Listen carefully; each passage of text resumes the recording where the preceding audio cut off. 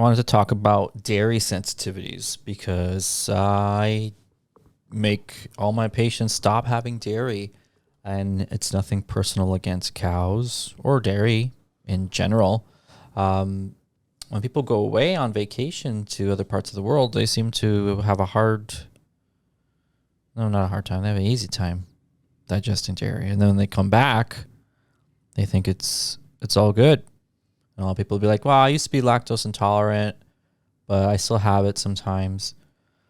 So this is very complicated because a lot of people, they don't want to give up dairy products, and it's a staple in their diets, and they like it, and they don't think they have a lot of it. So a lot of people be like, I never have dairy. Like you're saying, don't have dairy, but I'm like, I just have a little bit in my coffee, and then sometimes I have cheese, and then the occasional like dessert, and I don't really drink milk, very rarely.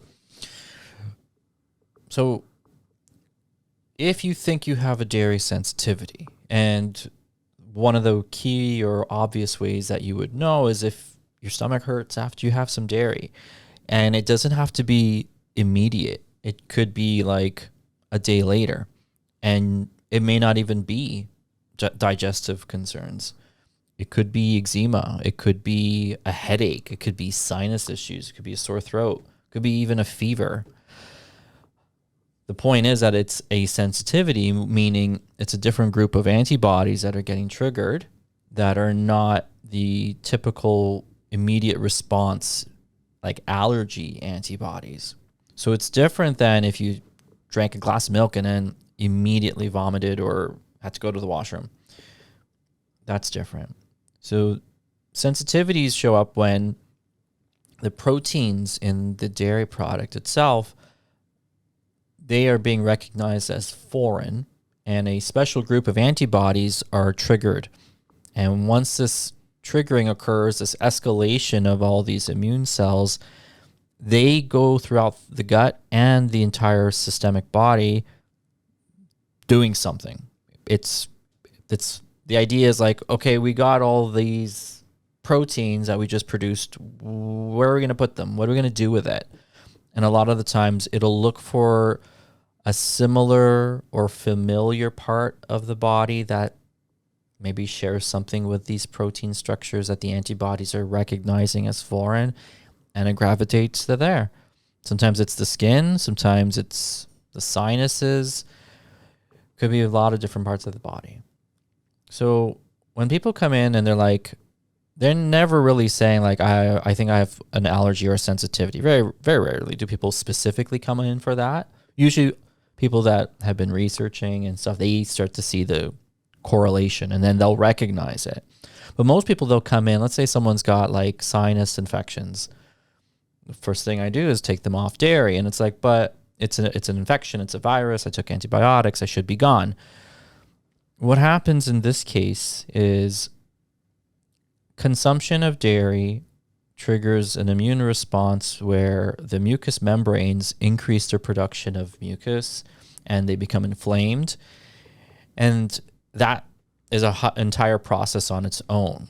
That alone can lend itself to the increased risk of a sinus infection, because if the membranes are inflamed and you have increased mucus production and lack of drainage of that mucus overload, that stagnant swamp material often does lead to a bacteria or predisposes you to a viral infection. So it's sort of, I'm suggesting it's like the cart before the horse idea. It's like the infection didn't come first, and the infection came afterwards because you're predisposed because of your swamp sinus. So there's that. And these people are usually very sensitive to changes in barometric pressure. So your sinus is supposed to adjust to the changes in change of season, and the barometric pressures will change. But these are people that they really, really feel, and it's like, oh, it's going to rain tomorrow, or my head's been killing this past week since the weather's turned.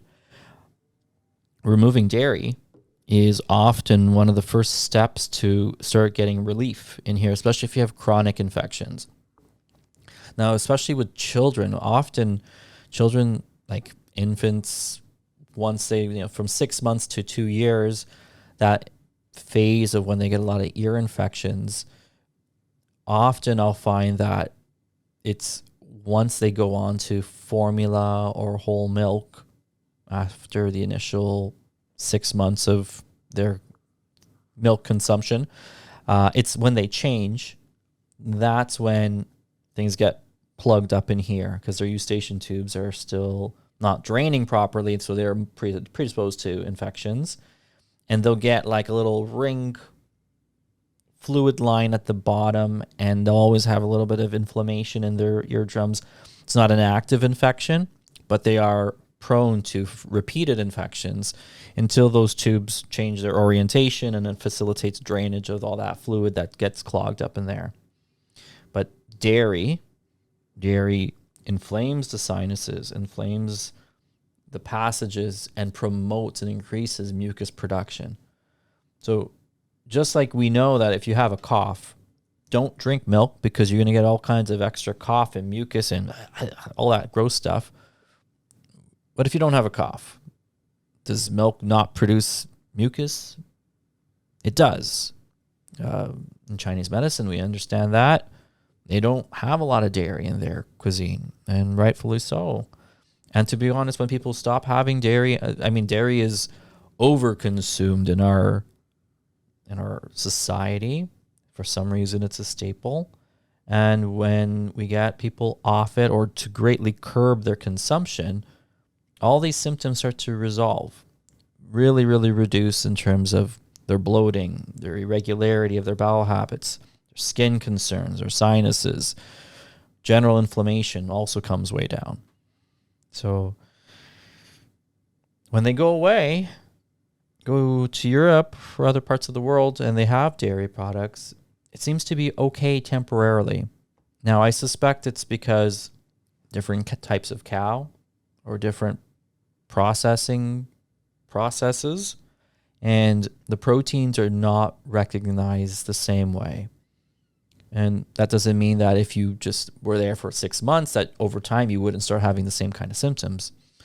But, you should consider not having dairy, I guess. That's what I'm saying. Yeah. And people love their dairy.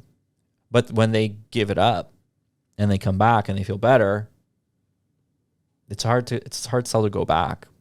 No one's going to be like, I was dying for this glass of milk. That's gross. Even now, like, things are a lot more promising with alternatives for dairy substitutes. So you can get a dairy-free whatever you want nowadays. The only one that's not maybe close enough is just cheese. Cheese is a hard, that stuff is like plastic. But there's coconut yogurt, which is fantastic. And there's all kinds of milk substitutes and creams and creamers for your coffee, and all that's good. So just do it. You'll feel better. Is there anything else I want to say about that? If you're not sure, do a food sensitivity test. That's easy. It's a blood test. It'll look specifically at the antibodies to the proteins in the milk products in general. And it's pretty clear cut. And 9 times out of 10, dairy's at the top of the list. Let's see. Also, just a point of reference here. Like, when you say you're lactose intolerant, it's probably a misnomer or incorrect statement. Most people who react to dairy, it's because of the protein, not the sugar, not the lactose. Now, if you consume lactose-free products, you might be less gassy. You might have less symptoms. But that doesn't mean that you're not reacting on some level to the proteins. So lactose intolerance is not the same thing as a dairy sensitivity. It's different. All right. So don't have dairy. Don't even have a little bit. Now, some people will be like, I just have a drop of cream in my coffee. It's still bad. Usually by the point that you're having reactions, your immune system has switched over to a point where it's an all or nothing thing. It's either is it there or not? A drop is the same as a bucket, sort of. So if you're going to be dairy-free, you got to be completely dairy-free. And I would say if you want to do a test, just do it for 2 weeks. 0 dairy. And see.